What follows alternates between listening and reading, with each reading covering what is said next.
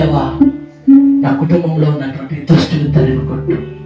నా చేత పాపము, నా భర్త చేత పాపము చేస్తున్నా ఈ దుష్టుని తీసివేయని తీర్మానించుకోగలిగితే, సాతానుపై నీకు జయం కలగాలంటే చేతులెత్తండి. చేతులెత్తి, నాకు సాతానుపై జయం కలగాలి. నా ఇంట్లో నేను, నా భర్త సమాధానంగా ఉండాలి. నేను, నా పిల్లలు సమాధానంగా సంతోషకరంగా ఉండాలి. నా చుట్టుపక్కల వారు నాతో సమాధానంగా ఉండాలి. నాపై గొడవ పడుతున్న వారు సమాధాన పరచబడాలి. నేను వారితో సమాధానంగా ఉండాలి అని తీర్మానించుకున్న వారికి కుడి చేయి ప్రభుకు చూపించండి.